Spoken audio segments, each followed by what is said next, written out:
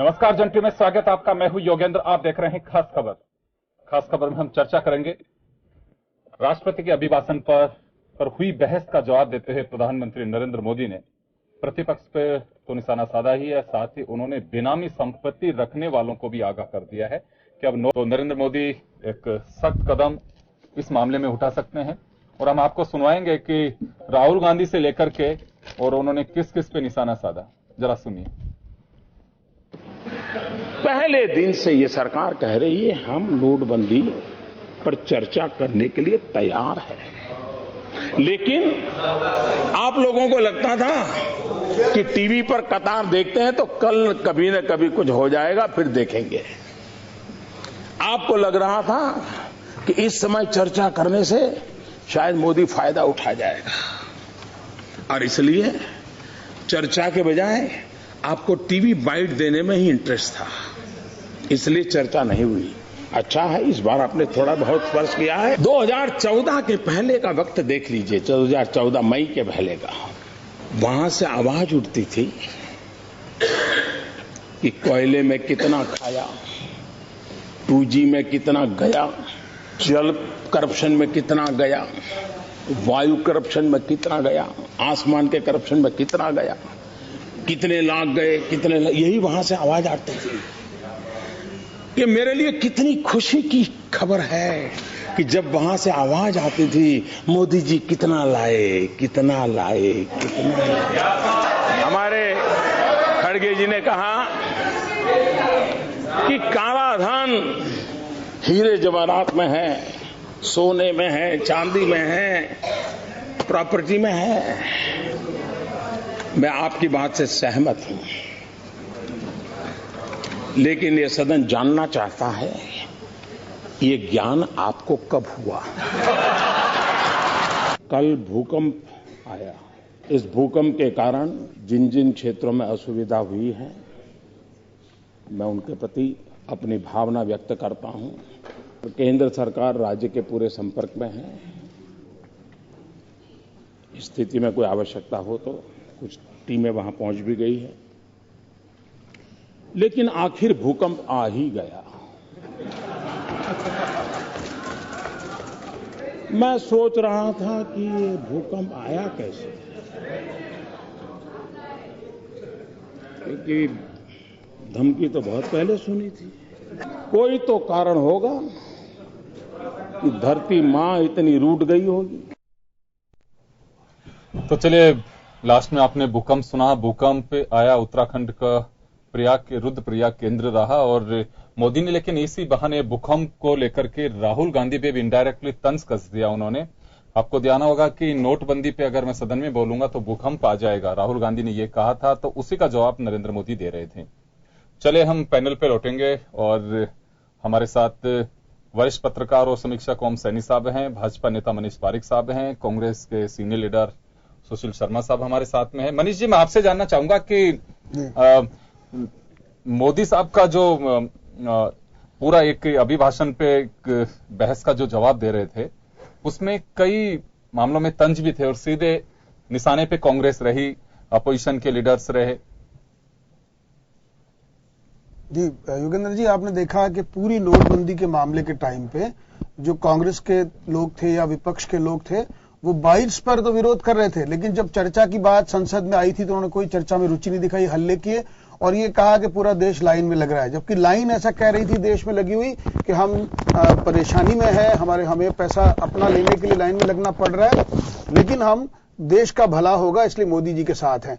ये जो दोनों में डिफरेंस आया, इसका मतलब ये था कि जो भी शासन सत्ता के खिलाफत कर रहा है उसके साथ जनता नहीं खड़ी है, और उसी बात को समझते हुए उन्होंने केवल इसका हवा बनाने की कोशिश करी, चाहे चुनाव में हो चाहे वहां हो।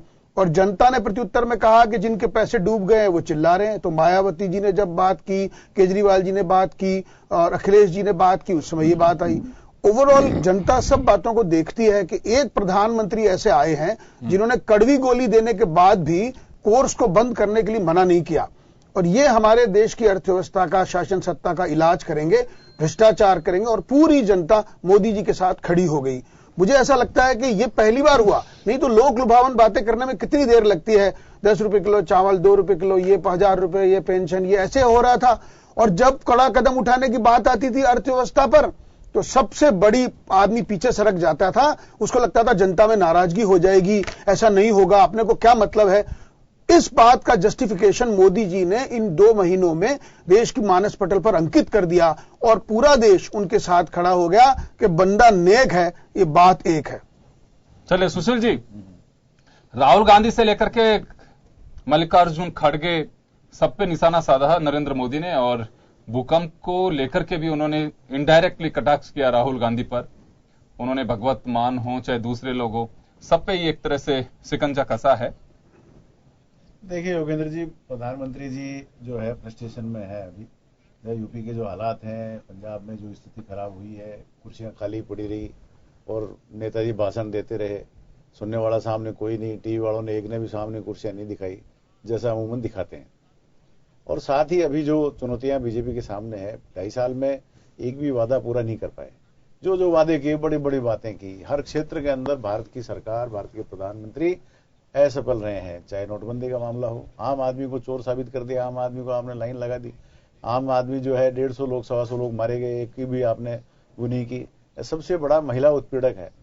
खुद की न तो मिसेज को उन्होंने तलाक दिया और न ही उसका विजय बन पा रहा है, न उनका कोई वो क्या कहते हैं, अभी वो कई काम पेंडिंग चल रहे हैं अखबारों में, उनमें देखने में आ रहा है कि जो व्यक्ति, जो सिस्टम, जो सारा जिम्मेदारियां जो उनपे है, वो जो पूरी करने की बात थी, बेरोजगारों को रोजगार देंगे, महंगाई घटाएंगे, उल्टे तेल के भाव बढ़ा दिए, एक्साइज ड्यूटियां बढ़ा दी, सारा क्या नहीं किया इन्होंने। जो वादे किए उनके ठीक विपरीत प्रधानमंत्री जी चलते रहे और आगे से आगे मूल मुद्दों से ध्यान हटाने के लिए कभी सर्जिकल स्ट्राइक, कभी नोटबंदी, कभी क्या, अब कैसा वो जो नया जो है पुराना एक्ट पड़ा है उसको काम नहीं लिया आज तक, हमने उसको नोटिफाई कर दिया और हम जो है लोगों की संपत्ति की जांच करेंगे, ये करेंगे, वो करेंगे। तो मूल जो वादे जो इन्होंने घोषणा पत्र में किए थे, जो कितनी मोटी किताबें इन्होंने छाप के देश में बांटी, बड़े बड़े भाषण प्रधानमंत्री जी ने दिए, वैसा आज कोई पार्लियामेंट में ऐसा कोई जवाब उनका आया नहीं। जो छिटाकसी वो करते हैं, जो नीचा दिखाने की कोशिश विपक्ष को करते हैं, जो नेताओं के खिलाफ जिस तरह से बोलते हैं, वो अपनी आदत में अपना वो ऊंचा श्रेष्ठ व्यक्ति दिखाने की बात करते हैं। न वो नेहरू को मानते हैं, न देश की आजादी को, आंदोलन को मानते हैं, वो उससे 200 साल पहले जाते हैं और अब सीधे खुद प्रधानमंत्री बने उस तारीख तक आ जाते हैं। तो बीच में देश में कुछ विकास ही नहीं हुआ, देश की आजादी का आंदोलन किसी ने नहीं लड़ा। अरे भाई, गांधी परिवार का नाम है तो नाम तो गांधी परिवार ने कब कहा कि हमने ही देश को आजाद कराया? देश की जनता, देश के लोगों ने विकास में भागीदारी करी है, देश की आजादी का आंदोलन में भागीदारी करी है, आम आदमी ने भागीदारी करी है, शहीद भगत सिंह ने भी करी है, चंद्रशेखर ने भी की है, असाफ खुल्ला ने भी किया, जो भी हमारे देश के जो युवा थे, हमारे देश के जो क्रांतिकारी थे, सभी ने भाग लिया।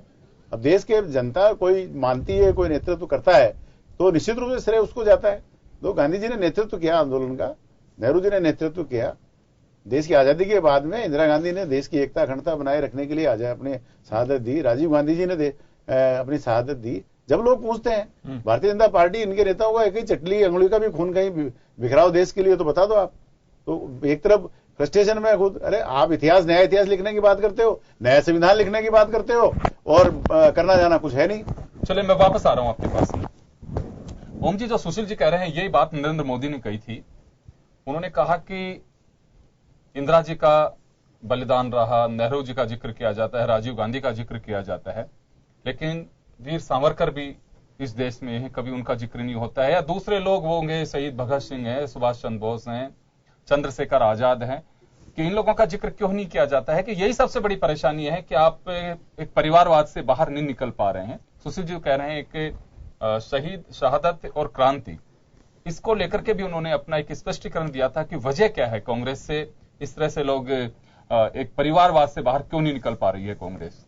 देखिए योगेंद्र जी, इस देश का दुर्भाग्य है कि जो काम इतिहासकार करते हैं, इतिहास का मूल्यांकन हमारे वर्तमान प्रधानमंत्री, मैं भारतीय जनता पार्टी नहीं बोलूंगा क्योंकि वो सिर्फ मोदी मोदी कहते हैं, मोदी और अपने बारे में ही कहते हैं, तो वो जिस तरीके से करना चाहते हैं इतिहास का मूल्यांकन, वैसे तो हो नहीं सकता। इतिहास का मूल्यांकन तथ्यों के आधार पर और कंट्रीब्यूशन को एक अलग तरीके से जांचा परखा जाता है, तब किया जाता है। अब उसमें वीर सावरकर का कंट्रीब्यूशन क्या है, गोलवलकर का कंट्रीब्यूशन क्या है, दीनदयाल उपाध्याय का क्या है, इनको अगर कंपेयर करते हैं हमारे देश की इस 70 साल की जो डेवलपमेंट के इतिहास में या उससे पहले वाले उसमें, तो वो अलग चीजें बैठती है। इसको लेकर के मैं ये नहीं कहता, ये सब बातें होनी चाहिए यूनिवर्सिटीज के अंदर, एकेडमिक क्लासेज में बहस होनी चाहिए।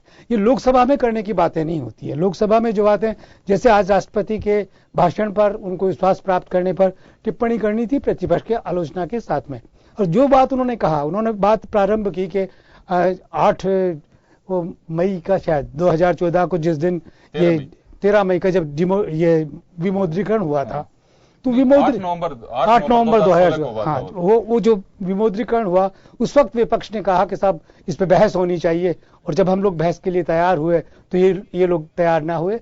हम और आप ठीक से इस तथ्य से वाकिफ हैं कि लोगों का यह कहना था कि चूंकि वित्त मंत्री जवाब नहीं देंगे, घोषणा आपने की है प्रधानमंत्री के रूप में, तो आपको जवाब देना होगा, और वो उससे बदलते चले गए। कालांतर में धीरे धीरे आज वो इस बात को यूं स्थापित करने की चेष्टा कर रहे हैं जैसे कि विपक्ष ने ऐसा किया। ये कोई ठीक बात नहीं है। ये जनसभा नहीं है। लोकसभा में जिस तरह की चर्चा होनी चाहिए, ज्योतिरादित्य सिंधिया ने, खड़गे ने, दूसरे लोगों ने जिस तरह से लॉजिकली बातें की पिछले 2 दिन के अंदर, नहीं, मैं सुशील जी आपकी बात का मैं समर्थन नहीं कर रहा हूं। मैं तो वो बता रहा हूं जो सचमुच में जो कहा उस पर उनका जवाब होना चाहिए था, वो होने की बजाय जिस तरीके से आप देखिए, इन्हीं का आरोप था आज, इनके प्रवक्ता ने कहा, कांग्रेस के प्रवक्ता ने, कि जिस तरीके से इस क्या कहते हैं भूकंप की त्रासदी को जिस तरीके से हल्के में लेते हुए, उसको मजाक के ऊपर लेते हुए राहुल गांधी पे जो तंज कैसा, ये किसी प्रधानमंत्री का काम नहीं होता।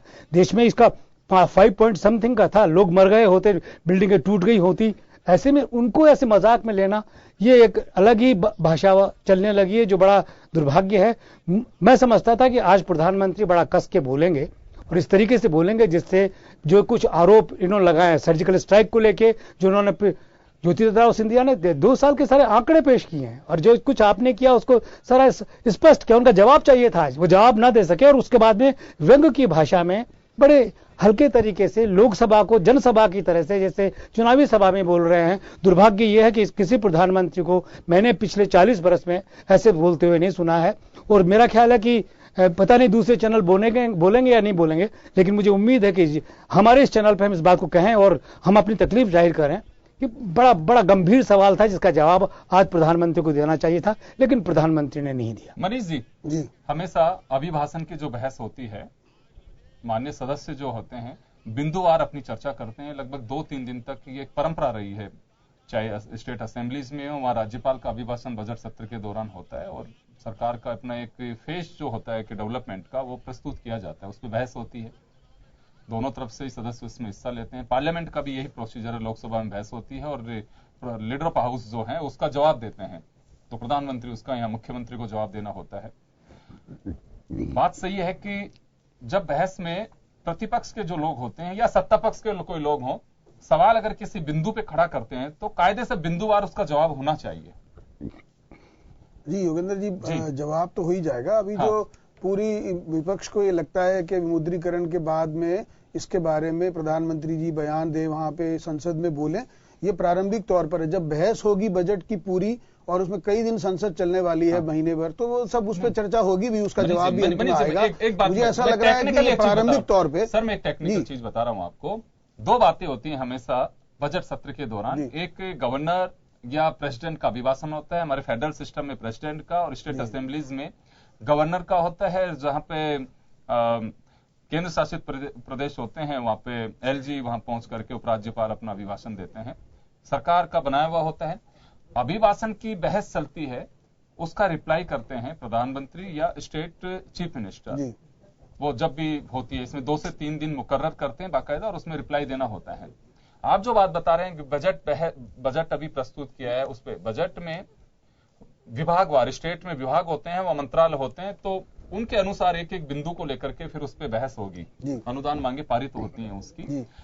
वहां रिप्लाई करना है आपके फाइनेंस मिनिस्टर को, वहां प्राइम मिनिस्टर को रिप्लाई नहीं देना है। क्यों? जिसने बजट पेश किया वो, दोनों चीजें अलग हैं। वहां जो बहस होगी वो बजट पे बहस होगी, ये अभिभाषण पे बहस हो रही थी, जिसका जवाब अभी प्रधानमंत्री जी ने दिया। तो ओम सैनी साहब का जो सवाल था वो यही है कि बिंदुवार, अगर सपोज जैसे मल्लिकार्जुन खड़गे साहब ने कोई बात उठाई, भगवंत मान ने उठाई, तो उनका जिक्र तो किया इस बात को लेकर के, लेकिन भगवंत मान का जिक्र बहुत हल्के में उन्होंने लेकर के कर दिया कि मान साहब तो कुछ पी के भी आ जाते हैं। खड़गे साहब ने कहा था कि हमारी पार्टी की ओर से इन लोगों ने शहादत दी, आपके यहां से किसी कुत्ते ने भी नहीं दी, जो उनका था। तो वो जिक्र दो लोगों को तो उन्होंने आइडेंटिफाई करके बाकायदा कोट किया अपने उसमें रिप्लाई में। बाकी लोगों ने क्या कहा क्या नहीं कहा, तो इनका कहने का मतलब यही है, जो सवाल खड़ा किया कि एक परंपरा रही है। देखिए, परंपरा तो सत्ता पक्ष और प्रतिपक्ष दोनों को मिलकर के हाउस की चलानी है, आने वाली पीढ़ी उसे फॉलो करते हैं। आज जो हाउस में बैठे हैं सीनियर से सीखते हैं कि अच्छा इस तरह से सवाल उठाए जाते हैं, इस तरह से पर्ची लगती है, इस तरह से शून्यकाल में बोला जाता है, इस तरह से पहले आपको 195 के अंदर एक आपको नोटिस देना होता है, जो भी प्रक्रिया है उसकी। तो ये नई जो पीढ़ी आ रही है उसी को तो फॉलो करेगी। और अगर चाहें तो आप अलग भी कर सकते हैं, जैसे मोदी साहब ने कहा कि पहले बजट 5 बजे पेश किया जाता था शाम को, अभी सुबह से पेश करने शुरू हुआ कि वाजपेयी जी के वक्त से। तो कुछ चीजें हैं, अगर परंपरा बनाना और तोड़ना, ये देखिए सत्ता पक्ष और प्रतिपक्ष दोनों का काम है। तो बिंदुवार अगर मोदी साहब अगर सदस्यों के जो सवाल खड़े किए थे अगर उनका जवाब देते, तो शायद हो सकता है कि पुरानी जो परंपरा थी वो कायम रहती। सैनी साहब को लगता है कि कहीं वो टूटती नजर आ रही है। जी, मैं यही कह रहा हूं कि परंपरा, चूंकि सदन के नेता हैं तो जो अपना विषय उनको रखना है उन्होंने रखा है। बजट पे बहस लंबी चलेगी, उसमें बिंदुवार भी जवाब होंगे, बाद में भी मुझे ऐसा लगता है कि ये कोई बजट के बजट पर चर्चा होने वाली है, राष्ट्रपति के अभिभाषण पर भी ये उनका जवाब है। अब ये उनका जवाब, उनको लगता है कि जो विषय आ गए हैं उनके बारे में उन्होंने बात कही है, और राष्ट्रपति के माननीय राष्ट्रपति जी के जो अभिभाषण के बिंदु है, उनकी जो पूरी कंटेंट है उसको ही केंद्रीकृत करके उन्होंने अपनी बात कही है। मुझे ऐसा लगता है कि जो परंपरा है उससे कुछ अलग हटके ना होके जवाब तो है ही एक। दूसरी बात, जो कोई टेक्निकल बात है वो सदन के मुखिया के नाते उन्होंने तय किया है, और उसी नाते से ये मुझे लगता है आगे भी फॉलो किया जाएगा। जी ओम जी, नहीं, वो समझ नहीं पाए। मेरा ख्याल है कि प्रजातंत्र में और पार्लियामेंट्री डेमोक्रेसी में वो तय करने की जिम्मेवारी प्रधानमंत्री की नहीं होती। वो अपने आप में ट्रेडिशंस होते हैं और कॉन्स्टिट्यूशनली उसी तरीके से जवाब देना चाहिए जिस तरीके से अपेक्षा की जाती है। क्योंकि जो सवाल प्रतिपक्ष के नेता या अपने सदन में उन्हीं के दल के नेता अगर कुछ उठाते हैं तो उनको निश्चित रूप से उनका जवाब देने की जिम्मेवारी बनती है प्रधानमंत्री की। प्रधानमंत्री उसको उड़ा नहीं सकते, उस उड़ाने पर फिर हंगामा होता तो फिर वो संसद नहीं रहती, लोकसभा नहीं रहती, वो कुछ और बन जाता है। ये सब इसीलिए बनता है कि संसद के अंदर जो जिस जिम्मेवारी से प्रधानमंत्री को पेश आना चाहिए वो प्रधानमंत्री उस तरीके से नहीं आ रहे। बड़ा मौका है प्रधानमंत्री के पास में, भी तो चुनाव चल रहे हैं तो कहीं ना कहीं किसी जनसभा में कुछ भी कह सकते थे, लेकिन लोकसभा में तो उस तरीके से जवाब दिया जाना चाहिए था जिस तरीके से ज्योतिरादित्य सिंधिया का कितने महत्वपूर्ण सवाल थे, उन्होंने जिस तरीके से तथ्यों के साथ में अपनी बातें कल रखी थी और बड़ी भद्र भाषा में रखी जिसमें कहीं भी अभद्रता नहीं थी। वो भद्र भाषा क्यों नहीं संसद में स्वीकार की जाती? संसद में स्वीकार होती रही है, सम्मानित होती रही है। अभी लग रहा है कि प्रधानमंत्री अगर उसमें कुछ मिलावट कर देंगे तो फिर तो गड़बड़ हो जाएगी ना। चलिए सुशील जी, आप कुछ कह रहे हैं अभी। मैं ये कह रहा था कि जो प्रधानमंत्री जी का जो गरिमा में पूर्ण एक जो आवरण होता है, देश के प्रति उनकी जिम्मेदारी होती है और देश उनकी तरफ देखता है, ऐसे समय में आप जो है सही जवाब देने के बजाय आप इधर से उधर से जिस तरह का व्यवहार, जिस तरह की भाषा और जिस तरह के शब्दों का इस्तेमाल प्रधानमंत्री जी ने किया, वो निश्चित रूप से जो है वो प्रशंसनीय नहीं है। प्रधानमंत्री जी को संसद की गरिमा और संसद के अंदर जो मूल इश्यूज उठे हैं उनका जवाब देना चाहिए। उनका कोई उन्होंने जवाब नहीं दिया, और जिस तरह के व्यवहार उनका है विपक्षी पार्टियों के प्रति, विपक्षी नेताओं के प्रति, निश्चित रूप से वो सही नहीं है।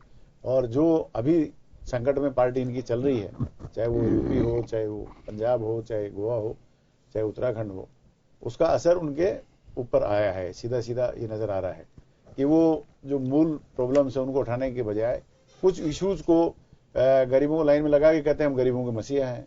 इनके नेता पता नहीं स्ट्राइक में क्या कहते हैं, वहां गोवा के मंत्री जी इनके जो है ऐसा लगता है वर्दी पहन कर वहां गए और वो आरएसएस के ट्रेनिंग कैंप से निकल के सर्जिकल स्ट्राइक करके आ गए, और पहले ऐसा कुछ हुआ ही नहीं। ज्योतिरादित्य सिंधिया और उससे पहले पूरे सेना के लोगों ने पूरी डिबेट्स पूरे देश के अंदर हुई है, सारे चैनल्स पे हुई है कि उससे पहले समय समय पर सेना ये कार्रवाई करती रही है देश हित के अंदर, और इस तरह से पब्लिसिटी, इस तरह का प्रचार प्रसार नहीं हुआ है। और प्रधानमंत्री जवाब देने की बात करते हैं, भाई 42 करोड़ रुपए आपने सहारा से लिए, हाँ करो या ना करो। आपने 12.5 करोड़ रुपए मुख्यमंत्री से जब लिए, आपने बिरला से लिए, हाँ करो या ना करो, उसका जवाब तो आज तक दिया नहीं जो गांव गांव पूछा जा रहा है।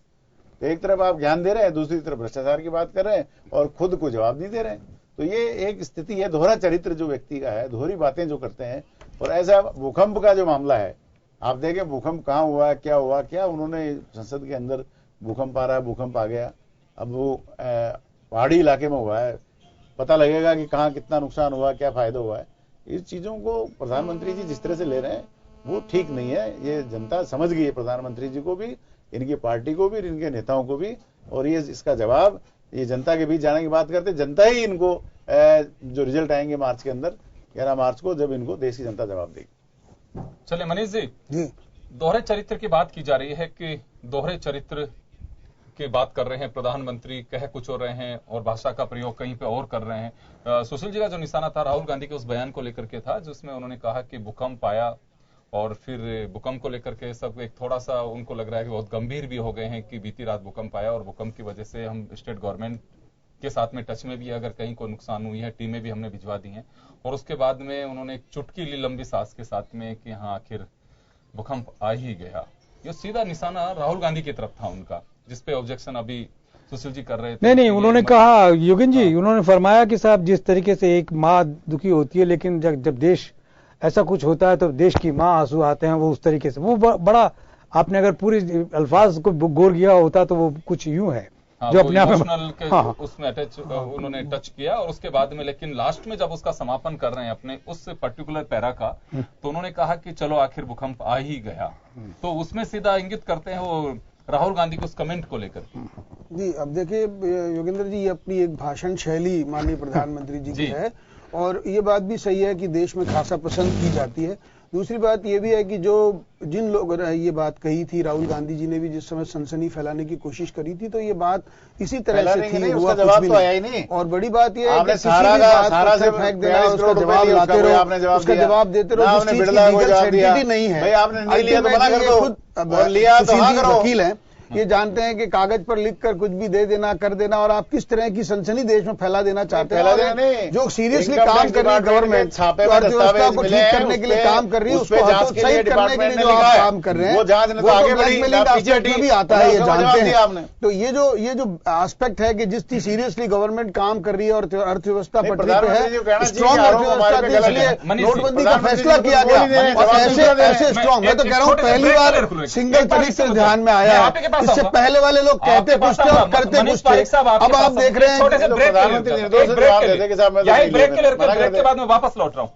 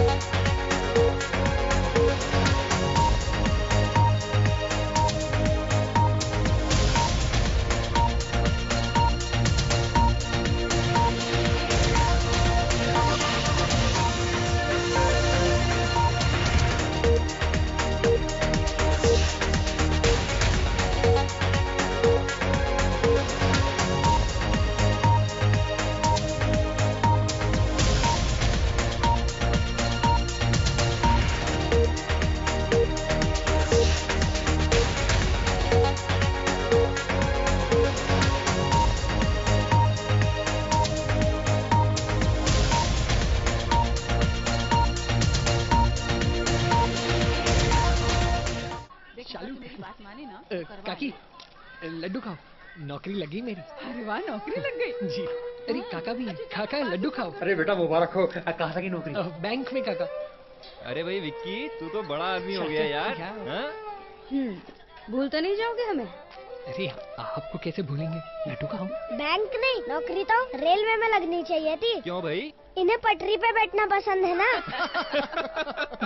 अरे कुछ भी कहता रहता है ये लड़का। अरे रुक कहाँ बेटा, अब टॉयलेट बनवा ही लो। जी। तरक्की की निशानी सिर्फ नौकरी नहीं है जानी, भारत सरकार के स्वच्छ भारत अभियान के अंतर्गत सब्सिडी पाएं और घर में शौचालय बनवाएं। कॉल करें 1969 पे। शौचालय की आदत पक्की, वही असली तरक्की। एक कदम स्वच्छता की ओर।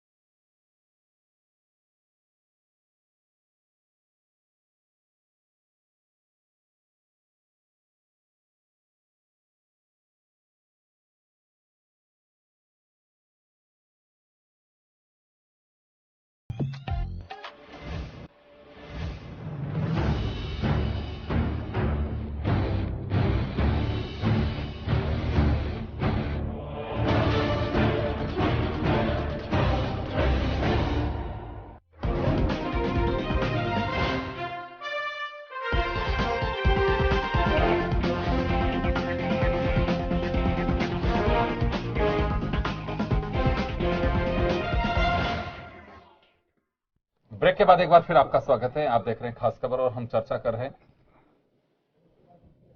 राष्ट्रपति के अभिभाषण पर बहस का जवाब दिया प्रधानमंत्री ने और क्या कहा उन्होंने, उसी को लेकर के हम चर्चा कर रहे हैं। चलिए, मैं ब्रेक से पहले आपके पास में था सुशील जी, आप एक ऑब्जेक्शन कर रहे थे कि मनीष पारिक साहब जो कह रहे थे बिंदुवार जो एक सिलसिला होना चाहिए था उसका।